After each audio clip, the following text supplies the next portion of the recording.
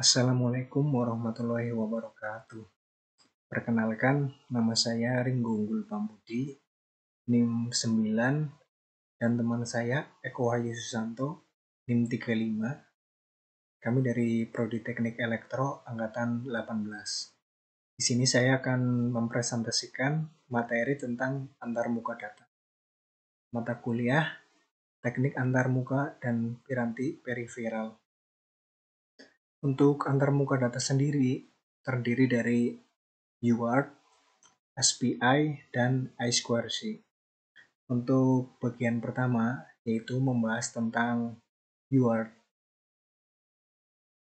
UART atau Universal Asynchronous Receiver Transmitter adalah bagian perangkat keras komputer yang menerjemahkan antara bit-bit paralel data dan bit-bit serial.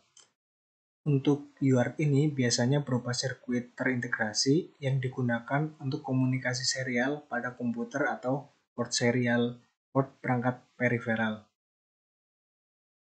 UART biasanya digunakan untuk komunikasi antara microcontroller yang satu dengan microcontroller yang lainnya. Masing-masing jalur data ini tidak membutuhkan clock, hanya terdiri satu jalur data tunggal.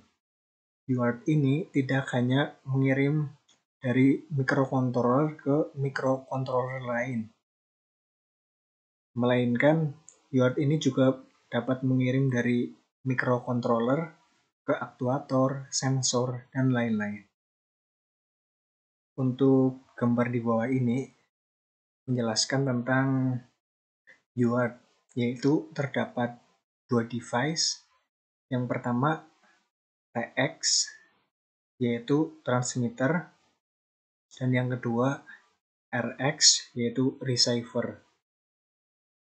Untuk selanjutnya jenis-jenis konektor, pengkabelan, dan pin out. Untuk konektor port serial yaitu serial COM port dan RS232. Selanjutnya UART juga dapat berkomunikasi lewat komputer, yaitu berawal dari RX dan TX, yaitu berupa pin ini RX dan TX. Kemudian dua device ini berfungsi untuk menyamakan logikanya. Selanjutnya ada pin out USB, terdiri dari 4 angka. Yang pertama bernilai positif 5 volt berwarna merah. Yang kedua bernilai negatif data berwarna putih. Yang ketiga bernilai positif data berwarna hijau. Yang keempat ground berwarna hitam. Selanjutnya jenis-jenis pengkabelan. Di sini terdapat 9 nomor atau 9 pin, yang mana pin-pin tersebut adalah yang pertama nomor 1 merupakan data carrier detect, yang kedua merupakan receiver data, yang ketiga pin ketiga merupakan transmitter data. Selanjutnya pin nomor 4 yaitu data terminal ready. Selanjutnya pin nomor 5 yaitu signal ground. Selanjutnya pin nomor 6 yaitu dataset ready. Selanjutnya pin nomor 7 yaitu request to send. Selanjutnya pin nomor 8 yaitu clear to send. Untuk yang terakhir pin nomor 9 yaitu ring indikator. Selanjutnya register yang digunakan di UART. Yang pertama adalah UBRRL atau UART Baud Rate Register. Adalah register yang digunakan untuk menentukan kecepatan data. Selanjutnya ada UCSRA atau UART Control and Status Register A. Pada UART Control and Status Register A ini terdiri dari bit-bit, di mana bit 7 atau RXC UART merupakan UseArt Receive Complete. Register ini akan bernilai 1 jika ada data yang siap untuk dibaca di register data. Selanjutnya, bit 6 atau TXC atau UseArt Transmit Complete. Register ini akan bernilai 1 jika semua frame data sudah terkirim. Selanjutnya, bit nomor 5 atau ADRE, UseArt Data Register Empty. Register ini akan bernilai 1 jika register data kosong. Mungkin ini hanya beberapa register yang disebutkan di sini. Dan selanjutnya yaitu bitstart dan bitstop pada UART. Untuk bitstart sendiri adalah dari logika tinggi ke rendah selama 1 clocks. Untuk bitstop sendiri adalah dari logika rendah ke tinggi selama 1 clocks. Keuntungan UART yaitu hanya membutuhkan 2 kabel yang pertama. Yang kedua, tidak membutuhkan sinyal clock. Untuk yang ketiga, memberikan deteksi error dan parity bit checks. Untuk selanjutnya yaitu pemanfaatan UART. UART digunakan untuk komunikasi serial pada komputer atau port serial perangkat periferal. UART sekarang ini termasuk dalam beberapa microcontroller. Contohnya PIC 16F628. Selanjutnya yaitu membahas tentang SPI atau Serial Peripheral Interface. SPI ini adalah bus yang biasanya digunakan untuk mengirim data antara suatu microcontroller dan periferal kecil seperti shift register, sensor, dan kartu SD. Sebelum masuk ke jenis konektor, dalam konektor SPI ini, device yang terhubung satu sama lain akan bersifat full duplex. Artinya, master dan slave menerima ataupun mengirim data dalam waktu yang bersamaan. Selanjutnya, jenis-jenis konektor. Di sini, jenis konektor dan pinout. Di sini terdapat MOSI, MISO, SCK, dan SS. Untuk MOSI sendiri atau Master Output Slave Input adalah sinyal output dari master device yang merupakan shift register dari master menuju input dari slave. Untuk selanjutnya yaitu MISO atau Master Input Slave Output. Ini adalah input dari master device untuk menerima data shift register dari slave device menuju master.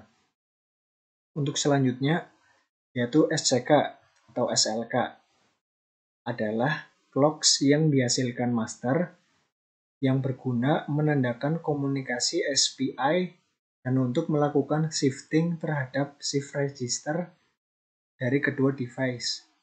Yang terakhir, SS atau slave select adalah pin yang digunakan untuk memilih slave mana yang akan diajak berkomunikasi oleh master. Selanjutnya, prinsip kerja dari SPI. Prinsip kerja dari SPI secara ringkas adalah untuk memulai komunikasi, busmaster melakukan konfigurasi clocks. Selanjutnya, master akan mengeluarkan clocks yang pertanda akan dimulainya proses komunikasi serial. Langkah selanjutnya yaitu master mengirimkan 1 bit pada line MISO, lalu slave akan membacanya. Setelah itu, pada line MISO, slave device akan mengirimkan data kembali ke master device dan master akan membacanya. Terakhir, data yang dikirimkan akan bergeser 1 per 1 bit pertama hingga bit terakhir. Kelebihan dan kekurangan SPI. Kelebihan dari SPI yaitu lebih cepat dari asinkronus. Selanjutnya dapat menggunakan shift register. Yang ketiga mendukung banyak koneksi slave. Kekurangan dari SPI yaitu memerlukan lebih banyak jalur data. Yang kedua, komunikasi data yang beragam, memerlukan pemahaman dan penerapan sesuai datasheet. Selanjutnya, pemanfaatan SPI. Yang pertama adalah transmisi kabel data. Yang kedua, transmisi wireless atau nirkabel. Yang ketiga, program AVR. Yang keempat, perangkat komunikasi data dari sensor maupun peripheral device yang lain, seperti EMU, joystick, kompas, dan lain-lain. Yang ketiga, membahas tentang I2C. Ini maaf, I-nya double. I2C atau Inter-Integrated Circuit adalah standar komunikasi serial dua arah menggunakan dua saluran yang didesain khusus untuk mengirim maupun menerima data. Sistem I2C terdiri dari saluran SCL atau Serial Clocks dan SDA atau Serial Data yang membawa informasi data antara I2C dengan pengontrolnya. Bit start dan bit stop I2C. Yang atas terdapat SDA atau data, yang bawah adalah clocks. Untuk bit start sendiri adalah perubahan SDA dari tinggi ke rendah dan pada saat SCL kondisi high atau tinggi. Selanjutnya bit stop adalah perubahan SDA dari rendah ke tinggi selama SCL dalam kondisi tinggi atau high. Untuk fitur utama dari I2C yaitu hanya melibatkan dua kabel, yaitu SCL dan SDA, di mana SCL ini merupakan clocks dan SDA merupakan data. Yang kedua, setiap IC yang terhubung dalam I2C memiliki alamat yang mampu mengidentifikasikan multimaster. Yang ketiga, merupakan serial dengan orientasi data 8 bit atau komunikasi dua arah. Yang terakhir, beban kapasitas maksimum adalah 400 picofarad. Selanjutnya, pemanfaatan I2C atau I2C. Yang pertama, sebagai sensor suhu dan kelembapan atau SHT-11. Yaitu menggunakan I2C ini untuk mengirimkan data dan kelembapan pada microcontroller. Yang kedua, manfaat I2C yaitu keyboard dan mouse berinterface PS/2 menggunakan komunikasi I2C untuk memberitahu PC data koordinat maupun kombinasi tombol yang ditekan pada keyboard.